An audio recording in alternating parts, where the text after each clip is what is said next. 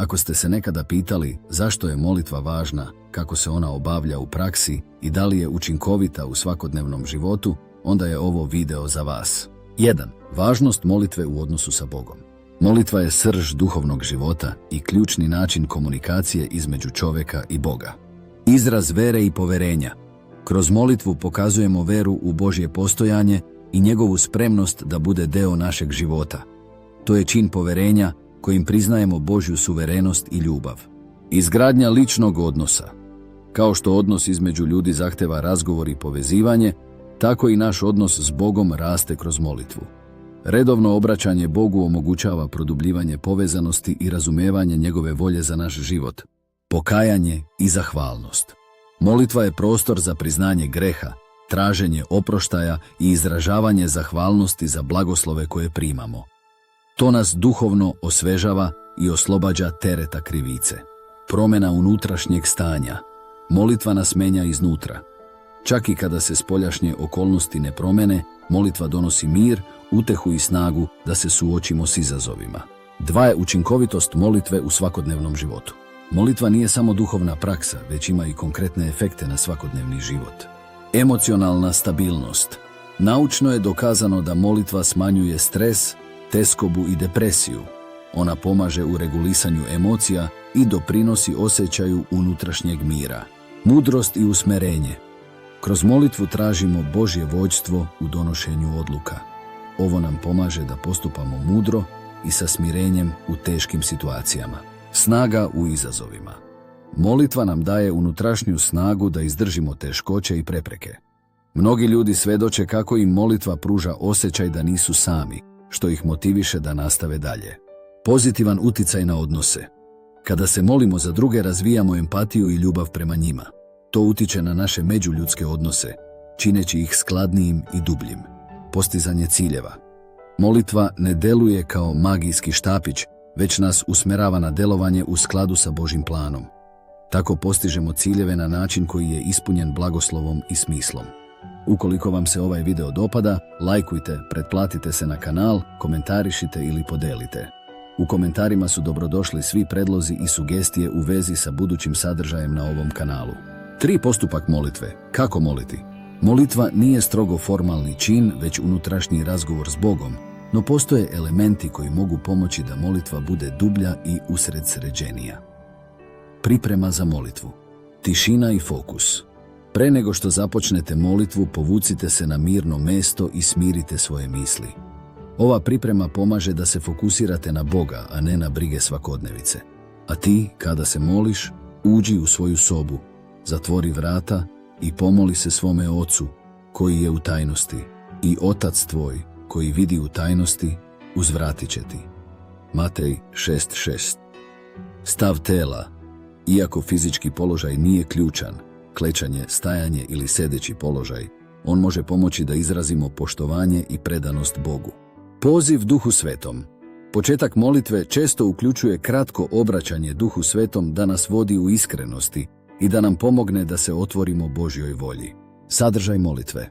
Jedna od preporučenih struktura za molitvu uključuje sljedeće korake. Obožavanje. Počnite molitvu slaveći Boga za njegovu dobrotu, moć i ljubav.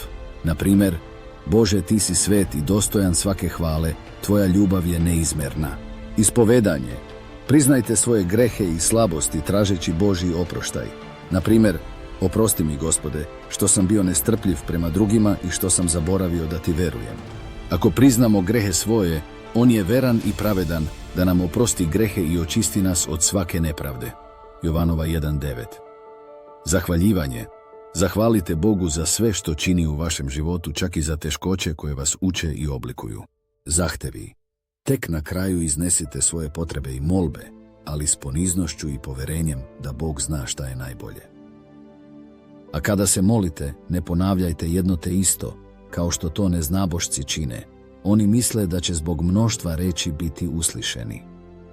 Matej 6.7. Završetak molitve. Zahvalite Bogu za njegovu prisutnost i poverite svoj dan ili situaciju u njegove ruke.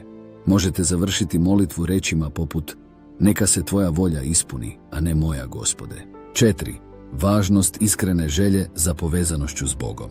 Molitva treba da bude izraz stvarne želje za povezanošću s Bogom, a ne samo puko ispunjenje verske obaveze. Evo zašto. Iskrenost kao temelj molitve. Bog poznaje naša srca i motive. Psalam 139, 2-4. Iskrena molitva, čak i kada je kratka i jednostavna, vrednija je od formalnih praznih reči. Iskrena želja za Bogom znači da molitva nije samo traženje darova, već traženje samog darodavca, njegove ljubavi, prisutnosti i mudrosti. Ljubi Gospoda Boga svojega svim srcem svojim, svom dušom svojom i svim umom svojim. Matej 22:37. Motivacija za molitvu. Molitva radi molitve. Ako molitva postane rutinska, bez unutrašnjeg učešća, ona gubi smisao. Takva molitva može biti nalik ritualu koji ne dodiruje dušu. Iskrenost osigurava da molitva ne postane prazna navika. Primjer Isusa Hrista. Isus se često povlačio na molitvu, Marko 1:35, pokazujući kako molitva nije samo traženje, već odnos, razgovor s Ocem iz ljubavi i želje za bliskošću. I ode malo dalje, pade ničice i pomoli se govoreći: Oče moj, ako je moguće neka me mimoiđe ova čaša, ali ne kako ja hoću, nego kako ti hoćeš. Matej 26:39. Ova molitva pokazuje iskrenost i predanost Božjoj volji, čak i kada je to teško. 5. Šta tražimo od Boga i zašto je to važno? Usklađivanje naših molbi s Božjom voljom. Bog je naš Otac koji nas voli i zna šta nam je potrebno pre nego što tražimo. Matej 6:8. Međutim, molitva nas uči da prilagodimo svoje želje Božjoj volji, a ne obrnuto. Važno je moliti se rečima: Gospode, neka bude tvoja volja, a ne moja. Na taj način pokazujemo poverenje da Bog zna šta je najbolje za nas. Tražite najpre carstvo Božje i pravdu njegovu, i sve će vam se ovo dodati. Matej 6:33. Materijalne stvari nisu problem same po sebi, ali ne treba da budu centar naših molitvi. Naš fokus treba da bude na večnim vrednostima. Odgovornost u molbama. Duhovne vrednosti iznad materijalnih. Kada tražimo od Boga, fokusirajmo se na duhovne potrebe: ljubav, mudrost, mir, veru. Materijalne stvari su prolazne i često nisu ono što nam zaista donosi sreću. Dobrobit drugih. Molitve koje uključuju dobrobit drugih, molitva za bližnje, neprijatelje, zajednicu, pokazuju nesebičnost i ljubav, što je u skladu s Božjim karakterom. Šta i kako tražimo? Bitno je postaviti pitanje: da li ono što tražim služi mom duhovnom rastu i slavi Boga ili samo ispunjava moje sebične želje? I ovo je sloboda koju imamo u njemu. Ako nešto molimo po njegovoj volji, on nas uslišava. Jovanova 5:14. Strpljenje i poverenje. Bog ne odgovara uvek odmah ili na način koji očekujemo. Važno je verovati da su čak i neodgovorene molitve deo većeg plana. Iskustvo kroz molitvu nas uči da vrednujemo strpljenje i da ostajemo u veri, čak i kada je odgovor drugačiji od onoga što smo zamislili. Uzdaj se u Gospoda svim srcem svojim i ne oslanjaj se na svoj razum. Na svim putevima svojim misli na njega i on će ispraviti staze tvoje. Priče Solomunove 3:5-6. Primer molitve. Nebeski Oče, hvalim te i slavim jer si dobar, milostiv i veran. Oprosti mi što često zaboravim na tvoju prisutnost i oslanjam se na sebe umjesto na tebe. Zahvaljujem ti za sve što si mi dao, za zdravlje, porodicu i tvoju ljubav koja me vodi svaki dan. Molim te, daj mi mudrost i snagu da živim u skladu s tvojom voljom.